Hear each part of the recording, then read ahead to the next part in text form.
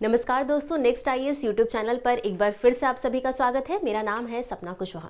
आज का जो हमारा डिस्कशन का टॉपिक है वो काफ़ी इंपॉर्टेंट है इस लिहाज से क्योंकि हाल ही में कुछ स्टेट के प्रोडक्ट को जीआई टैग मिला है और जिन जिन स्टेट के प्रोडक्ट को मिला है उसे हम डिटेल में समझेंगे और इसी के साथ ये पूरा टॉपिक आपका आर्ट एंड कल्चर साथ ही साथ इकोनॉमी से जुड़ा हुआ है। और इसी क्रम में आगे बढ़ते हुए सबसे पहले हम न्यूज़ देख लेते हैं।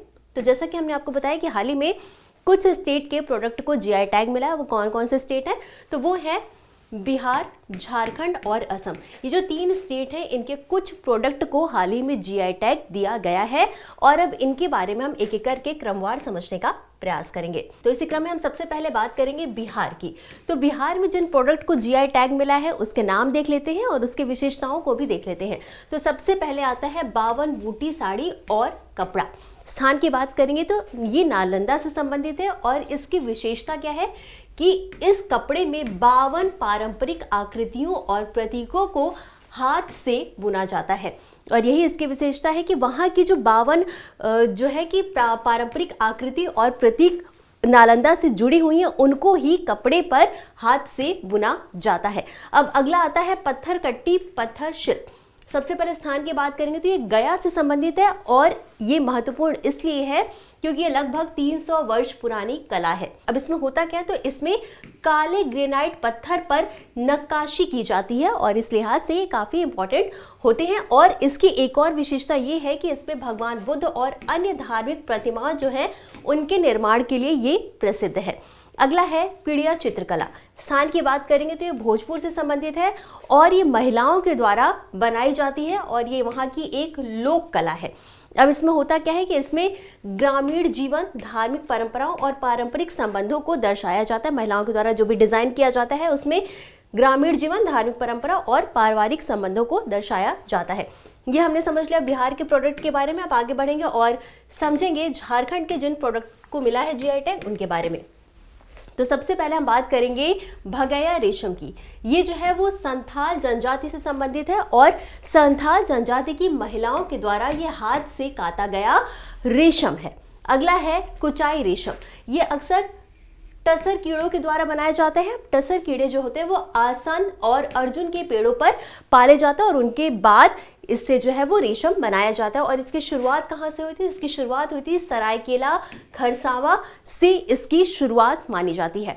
अगला जो है प्रोडक्ट है वो है मुंडा ज्वेलरी। ये मुंडा जनजाति की पारंपरिक आभूषण कला है। और इसी के साथ अगला और अंतिम है झारखंड बांस शिल्प, जो कि वहाँ के स्थानीय बांस से उपयोगी और सजावटी वस्तुएं बनाई जाती है यहाँ पर। यानी कि झारखंड बांस शिल्प में झारखंड की जो स्थानीय बांस यानी कि जो वहाँ पर बांस पाई जाती है उसके द्वारा तरह की सजावटी वस्तुएं बनाई जाती हैं। और ये हमने समझ लिया झारखंड के प्रोडक्ट के बारे में। अब बात करेंगे असम के प्रोडक्ट के बारे में, जिसमें सबसे पहले हम बात करेंगे कार्बी आंगलोंग हथकरघा उत्पाद के बारे में। ध्यान रखिएगा ये कार्बी जनजाति से संबंधित है। कार्बी जनजाति की ये एक बुनाई कला है। अगला है असम बिहू पेपा। इसमें क्या है कि भैंस के सींग से बना पारंपरिक वाद्य यंत्र है। तो आपको याद रखना है कि अगर आपसे पूछा जाए असम बिहू पेपा के बारे में तो आपको याद रखना है कि ये एक वाद्य यंत्र है और ये भैंस के सींग के द्वारा बनाया जाता है और ये जो है वो बिहू उत्सव में इसका उपयोग किया जाता है। अगला है असम बांस शिल्प। ये असम की पारंपरिक बांस आधारित हस्तकला है। और अगली है देवरी हथकरघा उत्पाद। ये देवरी समुदाय से संबंधित है। यहाँ की ये पारंपरिक बुनाई कला है। तो असम के जिन प्रोडक्ट पर हमने चर्चा की आप देख रहे हैं कि वो किसी न किसी जनजाति से संबंधित है। तो आप याद रखिएगा कि जो प्रोडक्ट है वो किस जनजाति से संबंधित है ये भी आपको पता होना चाहिए। तो ये हमने डिस्कस कर लिया। जो 3 स्टेट हैं उनके जिन प्रोडक्टों को जीआई टैग मिला है उनके बारे में समझ लिया। और अब आगे बढ़ते हैं और एक बार चर्चा कर लेते हैं भौगोलिक संकेत यानी जीआई टैग होता क्या है।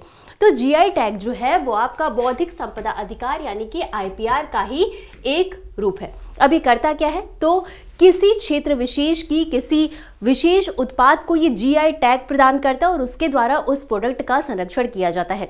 जैसे कि दार्जिलिंग की जो चाय है वो काफ़ी फेमस है। अब वैसी ही चाय अगर आपको कहीं और मिलती है तो वो सेम टेस्ट नहीं आएगा, जस्ट बिकॉज वहाँ पर जो जलवायु स्थितियाँ हैं वो अलग होती हैं और इसीलिए वहाँ की जो दार्जिलिंग चाय है उसको संरक्षण देने के लिए जीआई टैग दिया गया है। अब इसमें एक बात याद रखिए, उत्पादों की गुणवत्ता, प्रतिष्ठा या अन्य विशेषताएं अनिवार्य रूप से उस क्षेत्र विशेष से जुड़ी होनी चाहिए जो कि वहां पर जहां उत्पादन किया जा रहा है। और इसमें कृषिगत, प्राकृतिक या विनिर्मित वस्तुएं, जिसमें कि हस्तशिल्प, औद्योगिक वस्तुएं, खाद्य पदार्थ, इन सभी वस्तुओं को जीआई टैग दिया जाता है। अब बात करेंगे भारत में भौगोलिक संकेत के बारे में। तो भारत में भौगोलिक संकेतक पंजीकरण और संरक्षण अधिनियम 1999 के द्वारा इन्हें संरक्षण दिया जाता है और इसे 2003 में भारत में लागू किया गया था। अब बात करेंगे इसे जारी कौन करता है, तो चेन्नई में भौगोलिक संकेत रजिस्ट्री के द्वारा इसे जारी किया जाता है, जो कि वाणिज्य और उद्योग मंत्रालय के अधीन आता है। अब जो सबसे इंपॉर्टेंट बात एग्जाम में डायरेक्टली पूछ लिया जाता है कि जो जीआई टैग होता है वो कितने वर्षों के लिए वैध होता है, तो आपको पता होना चाहिए कि वो 10 वर्षों के लिए वैध होता है। और इसी के साथ आपको ये भी पता होना चाहिए कि पहला जीआई टैग किस प्रोडक्ट को मिला था, तो दार्जिलिंग चाय को पहला जीआई टैग मिला था भारत में।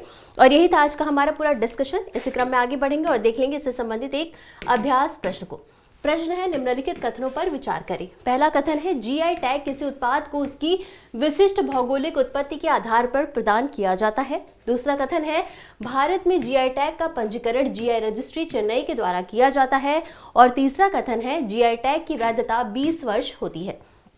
आपको बताना है कि उपरोक्त में से कौन सा है या कौन से कथन सही है या सही है। ए ऑप्शन है केवल 1 और 2, बी ऑप्शन है केवल 2 और 3, सी ऑप्शन है केवल 1 और 3 या डी ऑप्शन है 1, 2 और 3।